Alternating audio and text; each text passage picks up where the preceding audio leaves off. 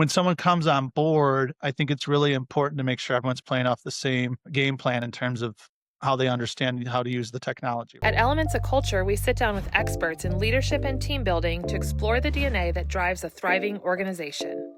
Hello and welcome everybody to Elements of Culture. My name is Taryn and I'm joined with my co-host Julie. And today we are talking with Zachary Konopka. He is the current Chief Revenue Officer of CloudLayerAI, which is over IT systems. He'll go into all those details, but he is also serving as an executive advisor for Bohemix. So welcome to the podcast, Zachary. Glad you're Happy here to with be us. here. Yeah, thanks so much for inviting me. Appreciate it. So tell us a little bit about yourself. Tell us a little bit about your background, and then we'll get into just conversation about what's brought you to this place in your career, and then also what you're seeing in the tech space, leadership. We'll dive into all those beautiful topics. Good. So I'm a Midwest guy at my roots. I grew up in the Detroit area, went to school, got my master's at University of Detroit, worked for a little bit coming out of school, and then I decided to take an opportunity that brought me to Rome, Italy. So I lived in Italy for a couple years, started working over there. It was one of the most beautiful experiences of my life. It's just an absolutely fabulous place to live and be and learn the culture. I went over there not speaking any Italian, and I wound up learning Italian. So talk about angst. That's learning a new language when you're 25, 30 years old. It was a little bit frustrating, but piano piano, as they say, slowly it came along. I worked over there, and then the company I was working with said, hey, we want to expand internationally, and we're going to open our first office in the US. And so they said, you're going to be the guy to do it. So he put me up for 2 weeks in a hotel, and he said, figure it out. And so I ended up in New York, and I got the office set up and found an apartment before I got kicked out of the hotel within about 2 weeks. And I stayed there for a little more than 10 years, working for a few different organizations, always within the sales space, specifically in technology. And then I guess about 9 years ago, I moved from New York to just over the New Jersey border in Pennsylvania. And so I'm living in Lehigh Valley now, and I've been working remotely for just over 10 years. And I'm here with my lovely wife, and I have a son who's 7 years old. So life is never dull, whether it's professionally or personally, that's for sure. Well, it sure sounds like it. What a great boss to say, hey, just jump right in, all Yeah, in, figure it yeah, out. yeah, exactly. Oh, but I always loved it. I think the people I've met in my life who've been most successful really embrace change, right? Change management is something that's so important, whether it's personally, professionally, or anything otherwise. You have, sort of two options. You either, grab the bull by the horns, or you sort of cower away from it. And if you cower away from it, I think there's so many opportunities in life that'll pass you by. I definitely agree with that for sure. So tell us a little bit. Tell us a little bit about CloudLayer.ai and just the dynamics. This is still a newer startup. Am I correct Yeah, with I that? think Yeah, exactly. So our founder is a former Google AI engineer, and we saw a huge gap in the marketplace in terms of how enterprise organizations are leveraging AI. And Mm. now you look at sort of the statistics, and it takes several months to get AI implemented in an organization. There's huge security concerns around using third-party plugins or SaaS solutions. A lot of the programs, over 60% of AI enterprise projects fail because of these sort of issues. And so we knew if there was a way we could help resolve some of these issues, the opportunity is going to be for real. And so what we do is focus on AI in isolation. We're essentially a middle layer that allows enterprise organizations to utilize AI within the context of their own cloud infrastructure, Azure, AWS, or Google Cloud, or even if they're leveraging an on-prem solution, where they're able to bring AI solutions in, but there's no data leakage going out. So that means there's no large language models learning from the data that they have internally. There's nothing that's proprietary that anyone else is ever going to see. But they can take the advantage of things like ChatGPT Enterprise, or take the advantage of things like a note-taking app. If you look at companies like Otter AI, everyone knows who Otter AI is, what a great tool it is, right? But the reality is that information has to go out to Otter after you're done recording, and then it comes back into your system. So you think about highly regulated type of organizations in banking, financial services, or healthcare, or legal. that information can never really leave. So no matter how great that tool is, it really would never be a possibility for someone like that. So those are the type of the challenges that we try to solve for organizations, ensuring that they have the security, they have the ability to leverage AI, they have the ability to optimize. I mean, I think one other point worth noting here is AWS and Google and Azure, they're not going to look at your cloud infrastructure and say, oh, we'll turn off these virtual seats for you so you don't pay more money, or we'll minimize the runtime in the middle of the night when no one's working so you don't have to pay as much. Like, we have tools that go in to optimize so virtual seats may get turned off, or just ensuring that you're only utilizing the most cloud that you actually have to run the applications that you're using.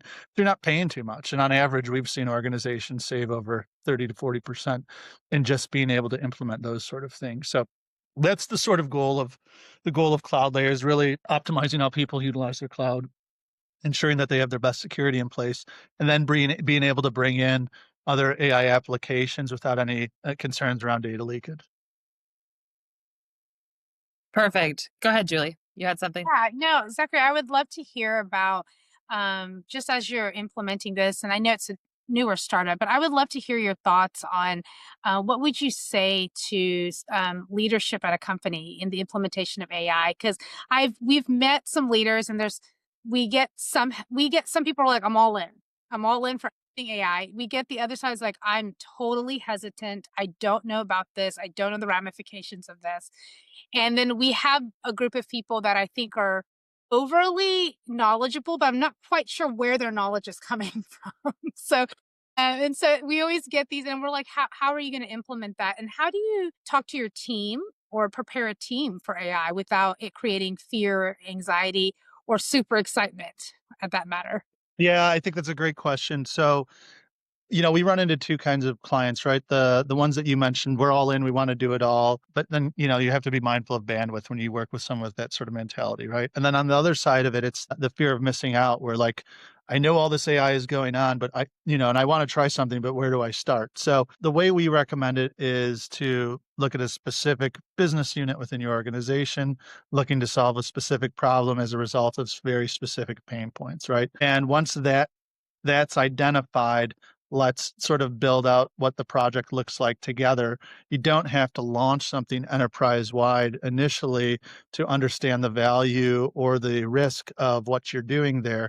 So it's working closely, sort of hand in hand, and understanding the sort of pain points and what their ultimate objectives are, and then making sure there's a good, clear lines of communication around, okay, this is the first step we're going to look at. Let's optimize the part of the cloud that you're going to be working in. Let's make sure we provide you technical documentation around how we can ensure there's no data leakage, so your proprietary information isn't going out anywhere. And then, what is the specific AI application? Do you want to leverage AI agents to run something more efficiently for you?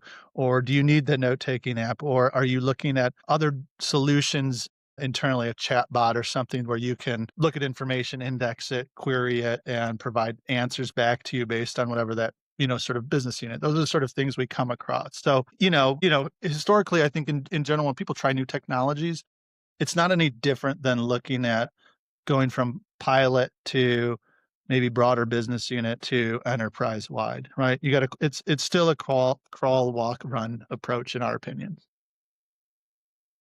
Sure, that makes sense. AI is still new for many corporate companies. And what would you say that you've seen is a challenge that you guys face as a organization? You're bringing these solutions to the forefront for organizations, but what do you see as a challenge as far as like communicating that need that you're seeing and trending within organizations? And how do you kind of paint a picture? Like you were talking about efficiency and saving time, but obviously there's certainly challenges in that space because it's still new, and technology is constantly in development. How do you guys as an organization overcome that? And what does that conversation look like with those that you are serving?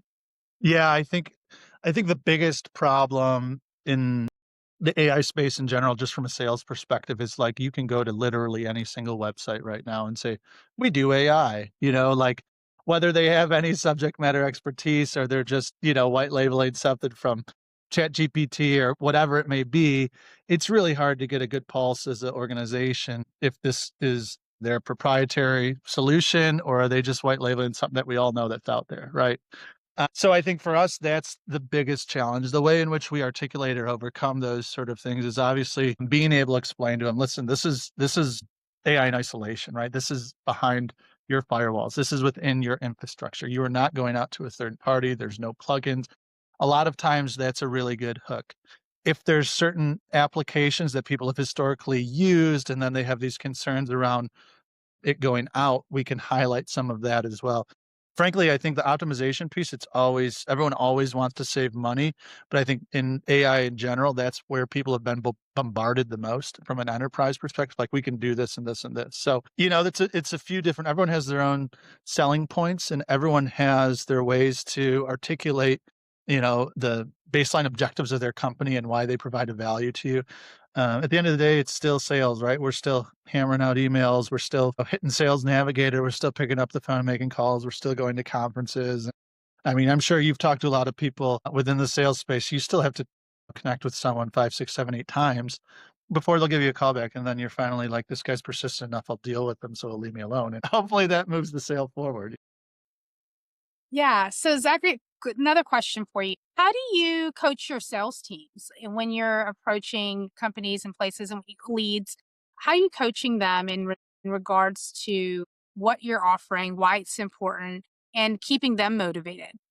Yeah, I mean, it starts at onboarding, right? Well, even before that, it really starts in the talent acquisition process, right?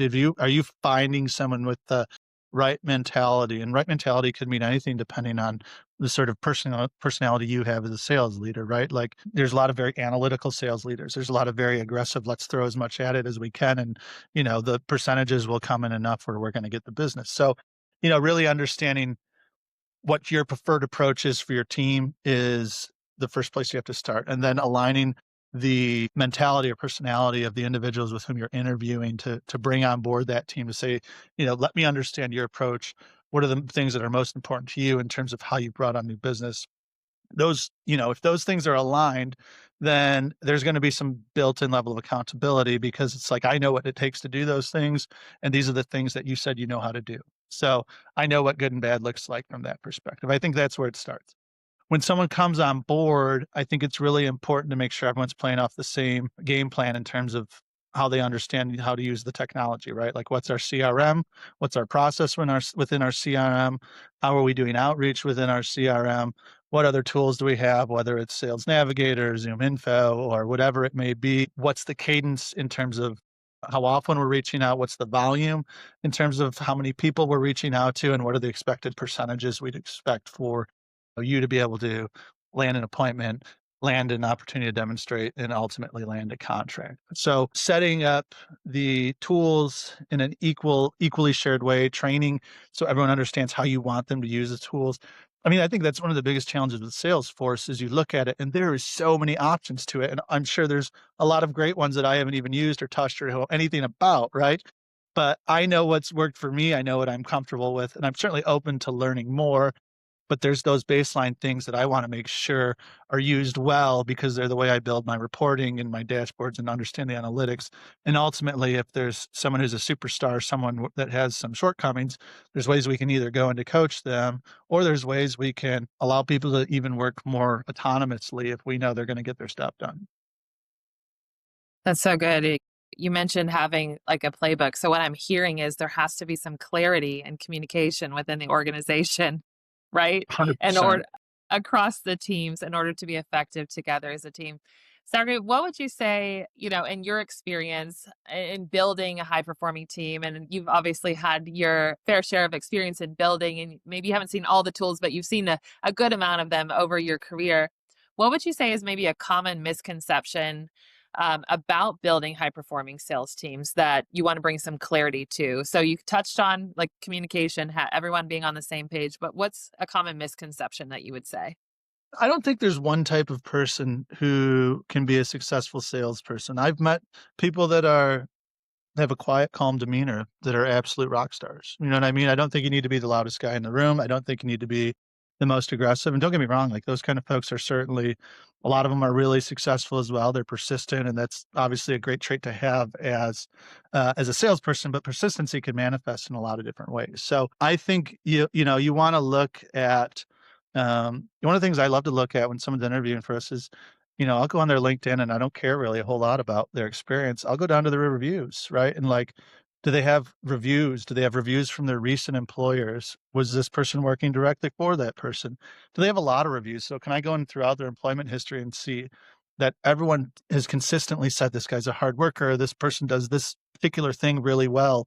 Because when you get a third party picture of their personality and sort of the things that resonate the most with the people with whom they've worked, then that's a way that it's really easy to initiate a good, strong relationship with someone who's just come on board because it's a strength of theirs, and it's a way to help them have some quick wins and be successful. I really like that. I think we're just talking to leaders, like we try to really pry into like what is that thing? Because I know right now talent acquisition is a little on the what I would consider a slippery slope because I think companies are trying to adjust to a new generation, a new type of workforce, a new type of, I think, work culture as well. And what have you seen, and what are your predictions? And I know that you can't make them strong. How is AI going to change work culture, do you think? And for the good or for the better? Yeah, I mean, I think some of what I'm seeing, and even just, with some of the previous organizations I've worked at, I think leaning too much into the sort of AI models that look at resumes and whatnot is not necessarily a great idea. You're really missing out on the personality of people that you won't ever know if you don't have a conversation with them. So I think AI is certainly going to bring a lot more efficiency to most of the roles that we have, and it certainly will replace some jobs. I mean, I think Salesforce just talked about laying off several thousand people as a result of really not needing them as a result of the automations they put in place. But just like the wheel and the automobile and lots of other technologies, they create jobs. And so the wonderful thing about living in this country in America is that the level of innovation, and I think the American dream is still alive. So people can create new ways of leveraging new technologies. And we've seen it throughout the history of our country and out the history of the world where there's going to be even more opportunities. So, I think CloudLayer is a really great example of that. We're going to be an organization that's creating essentially a new type of business for companies to ensure they're leveraging the technology in a safe and efficient, cost-effective way. And, that's just one of many ideas out there that is going to be part of the new future of the workforce. I love that. So, for you specifically, and your team, are you seeing some gaps? Like, I know you're an exec on advisory as well, but just in your experience, your network of people, what are some of the gaps that you're seeing with the culture dynamic with AI bringing new elements to the workforce in the corporate spaces? What are some of the leadership gaps that you're seeing in areas that organizations could certainly improve so that you are retaining that top talent? You're able to move forward together towards those goals of the organization. Yeah, I mean, I think it takes a concerted, purposeful effort to get to know your employees, and it has since the pandemic and even before. So I've been working remotely 10 years, right? So there's not the water cooler chats or the organizational Sunday picnic or something like that. So you have to take concrete steps and make effort to get to know your colleagues. I think that's part of it. I think in terms of being able to build culture, it's really about being purposeful about sharing wins, right? Being purposeful about sharing where the gaps are. I've had really big opportunities and I've lost, contracts. And I think the most important thing I can do there is share with my team the lessons from that. Like, why didn't we win this one? Was it because of us? Was it because of them? Our technology, did it have a shortcoming somewhere? And it's not just about sharing that with your sales team because we're not the product developers, right? We're not the engineers. We're not the marketing team.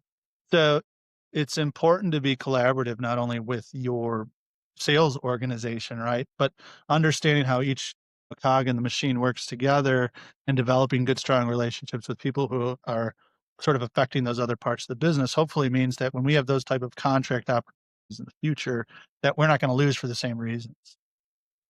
Yeah, so you talked about collaboration. So talk to me a little bit about like I feel like when I was even on your LinkedIn, I saw this word come up pretty frequently. So I'm going to say you were the king of collaboration and or at least coaching people in that.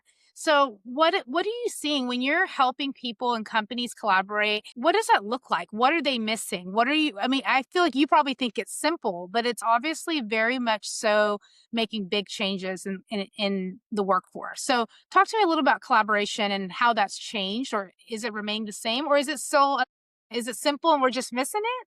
I mean, I think for me, the key to collaboration is being curious, right? Like, I know the sort of things that I'm relatively good at. I know where some of my shortcomings are, and that's true professionally, personally. My wife will tell you that for sure. But I think in the workspace, we need to be curious about, okay, why did you develop the product in this way? What were you trying to do here? Why do you think this feature is better than something else, right? Marketing, why is this piece of content or this deck or whatever positioned in such a way? And from a sales perspective, I think this point, and this point are really going to hook people in. Let's make sure we're talking about that, right? I think it always starts before remote working, during, after, whatever it is, you got to be curious about other people. So, what does that mean? In reality, I think it's just taking a genuine interest in your colleagues, right? Like letting them know you appreciate them, letting them know they're doing a good job, saying when you have a disagreement, I don't understand this, rather than you really should have done this differently, right? Like it's also about the choice of words you use and how you can make people feel comfortable and embrace you versus having to be defensive. And I've certainly been guilty of both, right? Like it's a learning process, and having an interview and talking about this stuff is easy, right? But when you're in the heat of the moment and there's a contract on the line or you've lost or something like that, it's very easy to let your tongue slip loose or express feelings that probably are not productive or constructive at all. So, it's being mindful of how do you best interact with your colleagues, make sure you maintain a curiosity in what they're doing, and be open to new approaches. I love that. I think that that's so important for leaders, Zachary, to be in a place where you can reflect and say, okay, where did I go wrong? Where did I misstep? Where did I misspeak? And allow, like you said earlier, allowing your team to see that. That's growing together as a team. And showing them that it's okay to show up imperfect, and that's where you guys can grow together toward and working towards the overall goal. I think that that's a beautiful thing, and I think sometimes what we're seeing with leaders is those that are not as transparent are not creating the healthiest culture for the team. Yeah, 100%. Transparency is so important. And, top up or top down, it's got to go both ways, because the reality is the folks that are entry level, your SDRs, your BDRs, they're hearing the most consistent feedback of why someone doesn't want to work with you. Or Mhm. your sales directors going to a conference, like the feedback that they're getting in regards to why someone may be working with a competitor is going to be most profound. They're getting the FaceTime with someone right there, and understanding why. We go to work through our CRM when we're doing sales, and we're happy with the 2% capture rate in terms of getting an appointment. Or we go to a conference and we're happy with 3 to 6, opportunities that come out of it. But I think it's important to stay humble, because there's still 98% of the people that you didn't get on your CRM, and there's still probably 200 people you talk to that aren't going to be your clients, right? So there's always room to grow, whether you're sitting at the top of an organization, sitting in the middle, and at the bottom. It's just important to encourage everyone, wherever their role is in the company. Yeah, I agree with that. Now, you mentioned you've been remote for 10 years. Most of your team members or salespeople, are they all remote as well? Majority? Yeah, they're all over. They're all Okay. over. Yeah. And a lot of organizations are like since COVID, I think was a massive shift. And for some industries, remote was a normal thing. How do you see salespeople showing up well and being productive and hitting those quotas? And, you mentioned seeing them on an individual level and having taking time to connect with them. But what would you say, like from an individual's perspective, wellness and balance, how much does that really intersect with sales and with your leadership? Yeah, I mean, listen, if someone's not having a productive personal life, regardless of how much you know about it or not, they're probably not going to have a productive professional life. They may have good numbers, right? But the concern is you're going to be dealing with burnout a lot sooner than you would otherwise, you know? So, making sure you're checking in on your team, making sure they understand that you care about them as an individual and as a person is important. And I know for me, like my 7-year-old son, he's the light of my life, like if I every day when he gets home from school, I turn on our hall light here and I get on my knees and I wait for him to run through the door and my arms are wide open. I've been doing that since he's 3 years old and there's nothing better in my life. That's my favorite thing I do every single day. Like people need to have those kind of moments, those momentary refreshers, the things that, I always love the saying, we don't work to we don't live to work, right? We work to live. And it's important to keep that in mind. Having regular scheduled team meetings, going through the numbers, understanding where your challenges are, who the prospect you're talking to that week, and the things you need to do to be successful and where the support needs to come from, super important. But I think, finding times to check in on your team on an ad hoc basis, inquisitive without being nosy around, hey, how's everything else going? Is there anything you need whatever. Um, those things are important. And frankly, it's great when my team does that back for me also. Like at the end of the day, we're all human and you want people to care about you. Yeah, I would also like to know if you were to give you some advice to a young leader, as somebody starting out new in leadership, what is one thing you've learned over the years in leadership? And what is something you wish you didn't learn that you thought was some sound advice, but now you're like, that was the worst advice I ever gotten? And because I think leadership looks different. Yeah. It looks different, and what our expectation of leaders look different too.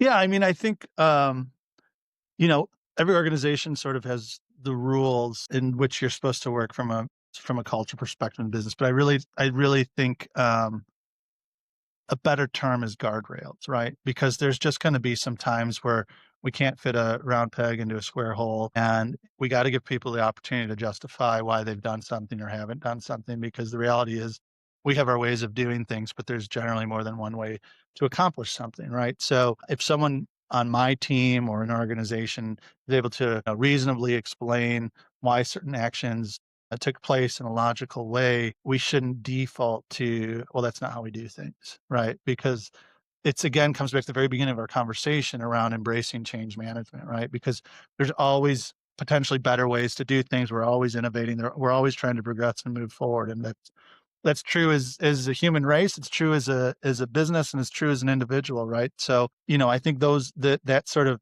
you know, keeping in mind that, yeah, I think I have a really good way of doing a lot of things, and that's how I want to instill that into my team. But ensuring that you're open to understanding why someone took a different approach is really important. In terms of lessons, sort of learned from other managers, early on, I think I had some leaders that really just kept a lot of information to themselves, and they, going about how to do things and accomplish what they wanted to do for the organization wasn't necessarily aligned to, what was best for everyone. So, I think in general, there's just part of our culture has this selfish mentality where, hey, I got to get mine, and ultimately, it may lead to some short term success, but that's not the way to build longevity in anything you're trying to do purposefully.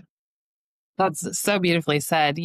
Julie said earlier about the king of collaboration. That certainly comes through in just your approach. And I think that, that's probably served you well throughout your career as you've developed, and not only yourself, but along with your team. And I just want to take a moment to say, too, as far as like the balance of life, when you were sharing that moment about your son, I think that that's so important that we find those moments, because yes, we're all working towards a goal or to achieve a quota as a team, but at the end of the day, what are those things that make you happy? What are those things that really ground you in the day to day? Yeah. That's so beautiful. Thank you for sharing that moment. You Yeah, have it's me great. in my emotions over here. This little face, and he's just so excited to see you, like you're the most special thing for him in that moment. It's, like anyone who's a parent understands that feeling for sure. Yeah, that's beautiful. Well, thank you so much, Zachary. I've truly enjoyed our conversation and have appreciated your time today, and just digging into how you've led your team and what you continue to see in trends with AI, but also with sales coaching. Thank you so much. Hey, this was a lovely interview. You guys are great hosts, and I really appreciated the questions, and I thought it was just a very easy conversation. So thank you. Yeah, thank you, Zachary.